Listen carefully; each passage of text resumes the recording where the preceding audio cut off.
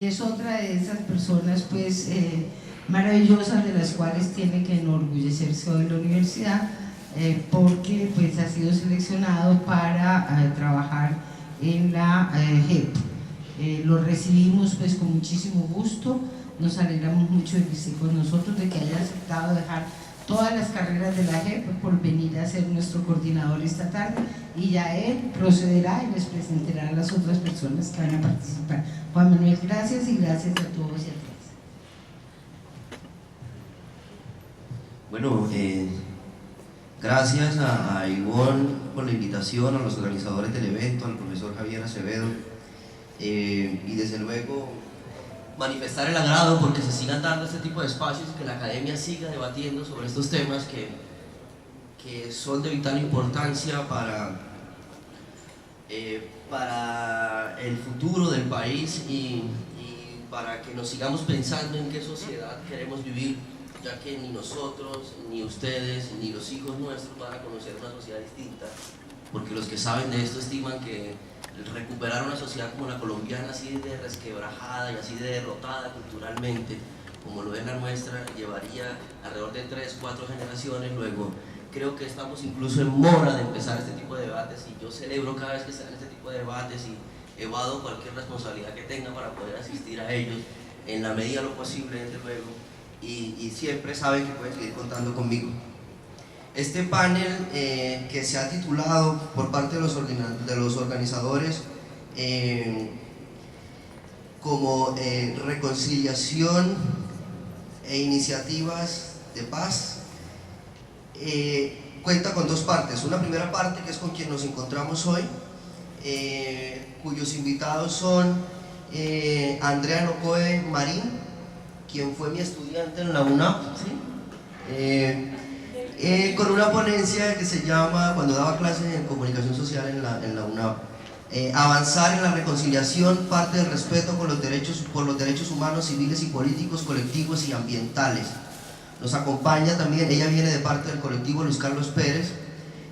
Nos acompaña también el profesor Diego Fernando Silva, que fue mi profesor, hoy nos estábamos acordando.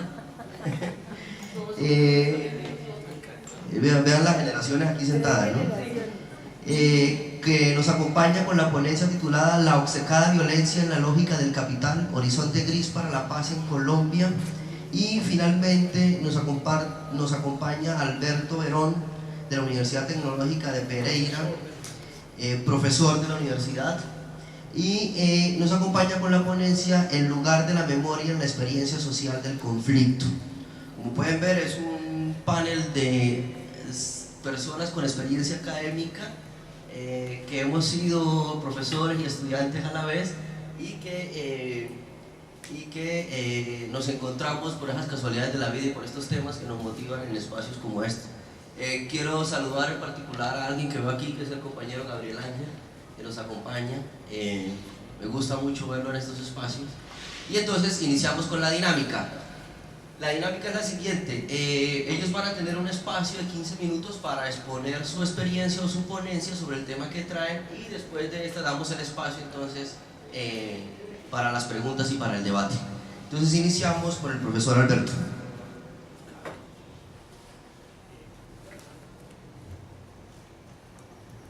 Muy buenas tardes.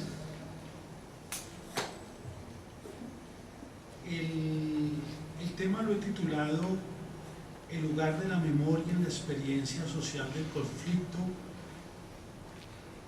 y se inspira, es una reflexión desde la filosofía muy personal sobre un trabajo que hemos empezado a desarrollar entre la Universidad Tecnológica de Pereira, la Universidad Javeriana en Bogotá, la Universidad de Eichstätt en Alemania, con el apoyo del Instituto Colombo-Alemán para la Paz Capaz. En ese sentido también es muy grato, y quisiera agradecerle al Instituto esa aparición tan acertada en Colombia en este momento. ¿Podrías pasar? Quiero partir de una pequeña referencia, y es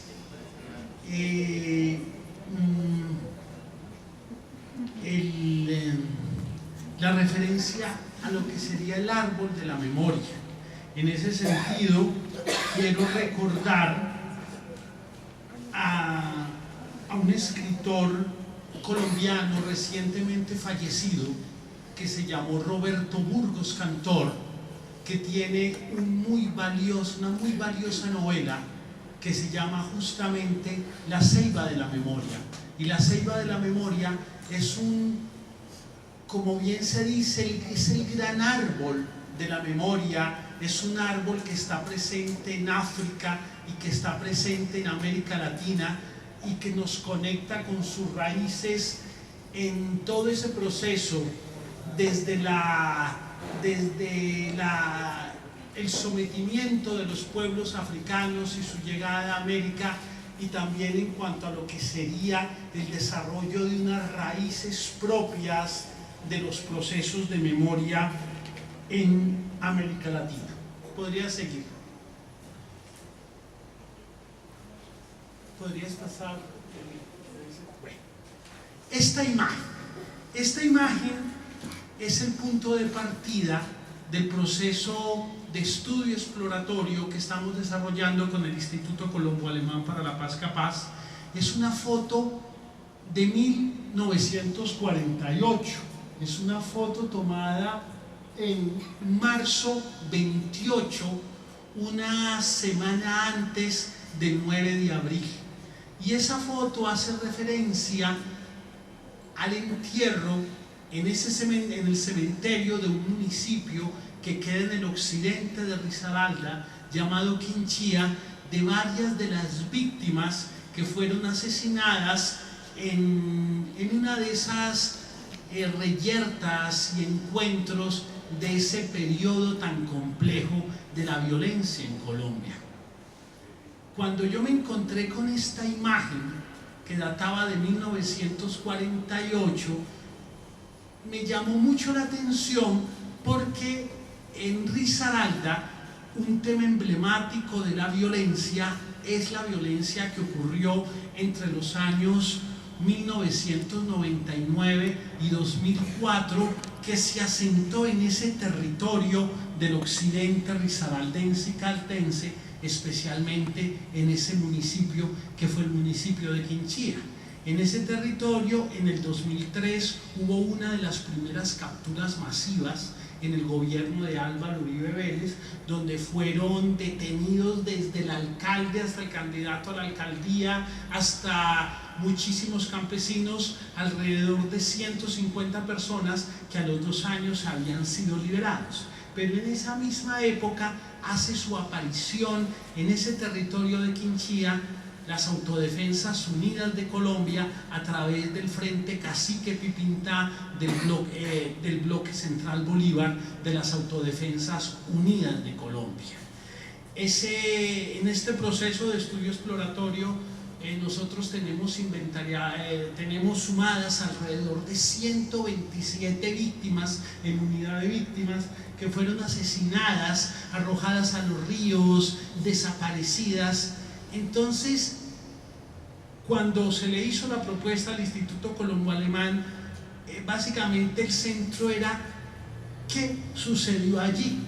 Porque paradójicamente en ese territorio, el municipio de Quinchía, hay unas dinámicas de organizaciones comunitarias, de movimientos sociales, de mineros organizados, y justamente la violencia, los asesinatos colectivos van a empezar a cobrar la vida de personas vinculadas a todos estos procesos de desarrollo social y de desarrollo comunitario. No quiero dejarme mucho en esos detalles porque las exposiciones de la mañana muestran elementos muy relacionados sobre el papel de la minería. ¿Podrías pasar? Básicamente quiero subrayar que en este momento del desarrollo colombiano es muy importante pensar en el tema de la memoria, y estoy convencido que los acuerdos de paz serían un poco como esa oportunidad de volver a pensar, no el futuro, sino pensar nuestro pasado, y a partir de ese pensar el pasado poder construir un nuevo tipo de sociedad. ¿Podría seguir? yo había preparado una exposición un poco más amplia, había querido distinguir lo que es la memoria en el sentido más convencional del término, lo que llamaríamos un poco la memoria de los vencedores, la memoria épica, la memoria nostálgica, pero me quería referir especialmente a un tipo de memoria, que es la memoria passionis o la memoria de las víctimas, o la memoria justamente de aquellos que han caído en medio de las dinámicas de la historia. ¿Puedes continuar? Aquí quiero compartir con ustedes un texto que he ido procesando en estas semanas a partir de la convocatoria y del estudio que estamos haciendo en Quinchía. No es un texto de informe científico, sino es más bien una reflexión desde la filosofía. Yo soy profesor de filosofía política y para mí ha sido una experiencia súper importante como profesor de filosofía en estar liderando un proceso con comunidades. Es lo que yo llamo un poco el compromiso también del académico y del profesor con las comunidades. La memoria como experiencia social. La tarea del filósofo puede consistir en recuperar diversas experiencias a través del lenguaje. Este es el lugar donde se produce la acción de reflexionar. Una de esas reflexiones sobre la experiencia social es la memoria. En ese aspecto, tenemos que quienes narran experiencias traumáticas se encuentran interesados en legar a quienes las escuchan algún tipo de lección o aprendizaje. En el caso colombiano, la memoria ha tenido distintos mediadores o gestores de esa memoria, periodistas, colectivos y recientemente el Centro Nacional de Memoria Histórica. La pregunta que nos hacemos es: ¿quién narra la memoria? ¿Cómo se tramita esa memoria? ¿Para qué se hace? ¿Cómo legitimar las narraciones de carácter más vertical en los procesos de reconstrucción de memoria? Esas narraciones trascienden los límites teóricos de la ciencia social, haciéndose el propósito de superación del trauma y sus heridas. Singularizar o particularizar la experiencia conduce a la confrontación con lo vivido. De ese tiempo emerge la voz adolorida de quienes no pudieron hablar, la voz de la naturaleza usufructuada, de una sociedad sometida a prolongados silencios temerosos. Por eso, la responsabilidad con el pasado es responsabilidad también con el mundo del presente.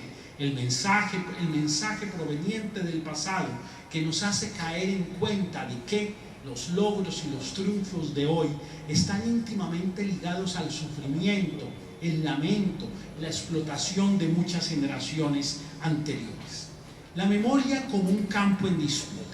La perspectiva de la memoria sobre la violencia en Colombia introdujo elementos inéditos de crueldad a las masacres, los asesinatos selectivos, los desaparecidos, y agregó el uso de los ríos para ocultar los cuerpos o los desmembramientos. Esa violencia la tipifico de la siguiente manera: la víctima como cifra, la víctima como cuerpo, la víctima como instrumento de un proyecto político, o dicho de otra manera, el político que recurre a la víctima como ejemplo para continuar con sus proyectos. De allí, lo propuesto bajo una mirada filosófica es entonces hoy dignificar a la víctima, proveniente de lugares como son las orillas de los ríos, las veredas, el barrio, la calle, lo rural o lo urbano, donde las desigualdades estructurales se ponen de manifiesto en las luchas por la apropiación de territorios y recursos. Esa lucha pasa por entender que la condición de víctima no es una condición ontológica, sino que es una condición circunstancial. Cuarto, iniciativas de paz y memoria. ¿Podrías pasar?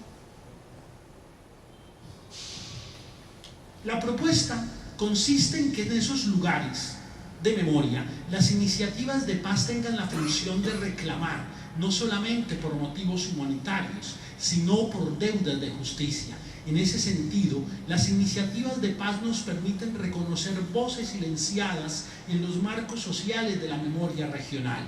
Allí aparece el trabajo que hemos iniciado entre el Instituto Capa, la Universidad de Eistein, la Universidad Javeriana y la Universidad Tecnológica de Pereira en el municipio de Quinchía, en el departamento de Risaralda.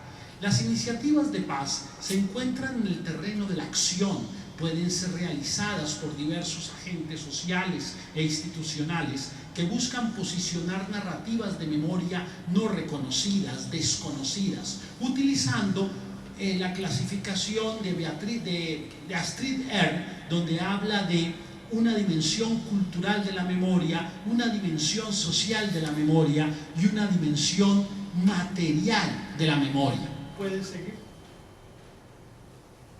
Lo ocurrido en el municipio de Quinchía, Risaralda, es un ejemplo de esas memorias ocultas y silenciosas que no alcanzaron a ocupar un lugar de visibilidad en términos de quién nombró a la víctima. Pero lo cierto es que un acumulado de enfrentamientos territoriales en esta región del país que permiten entender lo acaecido allí, 127 asesinatos selectivos entre los años 2000 y 2004, un desplazamiento del 30% de una población de 27.000 personas, la presencia en este territorio de los actores armados, una disidencia endógena de la guerrilla del EPL, Frente Oscar William Calvo, y un grupo paramilitar que actuó en ese territorio, el Frente Cacique Pipintá del Bloque Central Bolívar de las Autodefensas Unidas de Colombia, una de las primeras capturas masivas en el año 2003 y que en ese municipio condujo a la captura de más de 100 habitantes. La guerra declarada a la disidencia del EPL por parte del Estado y por parte de las autodefensas se posicionó alrededor de zonas en proceso de licenciamiento de explotación minera a gran escala, en un territorio donde la guerrilla había ejercido el control armado sobre la población. Por eso, y finalmente, si los acuerdos de paz fracasan, seguiremos viviendo en ese mismo doble juego como el que se vivió en estos territorios, de desconocer lo otro, de señalar, condenar, negar, atacar, basado solamente en el prejuicio a los que consideramos distintos. Por eso se propone reivindicar aquello que antes de 1989 no habíamos podido realizar en Colombia, pero que empieza a hacerse presente desde la Constitución de 1991, el reconocimiento de esas zonas del no ser, lo marginal, lo barrial, lo sin propiedad, lo sin mayoría de edad. Estamos en tiempos de irrupción de memorias, de empeños por construir relatos comunes. Paradójicamente nos encontramos también en tiempos de silencios, silencios cómplices, silencios de miedo, silencios de ignorancia, pero también silencios sabios que saben poner a salvo los conocimientos acumulados para que estos esperen el momento más adecuado de volver a ser escuchados. ¿Podrías pasar? Y finalmente quería ubicar este territorio. Básicamente ahí está el puntico rojo dentro del mapa de Colombia, dentro de lo que es el departamento de Risaralda. Aparece la zona roja, si ustedes pueden ver, colinda con el departamento de Caldas, y lo que uno encuentra en los testimonios de los pobladores es que este territorio fue atacado desde un municipio como La Merced, donde las Autodefensas Unidas de Colombia tenían su base. Ellos entraban y luego volvían a esa región. Detrás de Quinchía operaba los héroes de Guática, que era otro brazo de las Autodefensas Unidas de Colombia, pero los unos estaban dirigidos por Ernesto Valls y los otros estaban dirigidos por un personaje del narcotráfico pereirano de apellido Macaco, que hoy está en extradición. Si uno observa, estas son las veredas del municipio de Quinchía. Básicamente desde mediados de la década de los 90 hubo una fuerte presencia de una disidencia del Ejército Popular de Liberación, y esa disidencia tenía una fuerte presencia. De hecho, se acuña la frase campesinos de día, guerrilleros de noche. En ese proceso que nosotros hemos ido desarrollando, nos hemos encontrado, por ejemplo, que la figura del guerrillero en este territorio ya había tenido un papel interesante desde los años 50, cuando uno observa la formación de una guerrilla liberal, cuando hablamos de las repúblicas independientes, y dentro de la mítica de la población aparece un personaje como el guerrillero el Capitán Venganza. Pero ese territorio de Quinchía no es un territorio simplemente de guerra. Lo que nosotros estamos en la investigación desarrollando es que desde los años 70, con la presencia de la NUC, luego con la presencia del Comité de Cafeteros y de organizaciones de base de comunidades, se desarrolla un fuerte proceso social en este municipio, lo que hace que sea una población medianamente educada, con unos procesos de escolarización muy particulares. Entonces esa figura de la víctima en el sentido tradicional, más humilde que podemos encontrar en otras regiones del país, no se encuentra de esa manera en ese territorio de Quinchía. Y si le sumamos a eso una tradición marcadamente indígena de las poblaciones en Vera Chamí y en Vera Carambá, que tienen toda una serie de relatos y narrativas alrededor de cerros, donde hoy se están esperando avanzar sobre proyectos de extracción minera, Langlobo-Lachanti, por ejemplo, nos encontramos que ese territorio es para nosotros, desde este proceso de investigación, un ejemplo como de esa relación entre movimientos sociales y violencia, donde uno encuentra básicamente una población que tiene unos rasgos de identidad cultural, unas narrativas bastante fuertes, y que a pesar de lo duro que fue la guerra entre el 98 y el 2004, todas esas narrativas organizativas, comunitarias, sociales, no han podido ser destruidas. Y ese es un poco el trabajo que con el profesor Jefferson Jaramillo y el profesor Thomas Fisher de la Universidad de Einstein estamos empezando a rastrear cómo lo social y lo comunitario sirve de resistencia en medio de estas situaciones de guerra. Muchas gracias.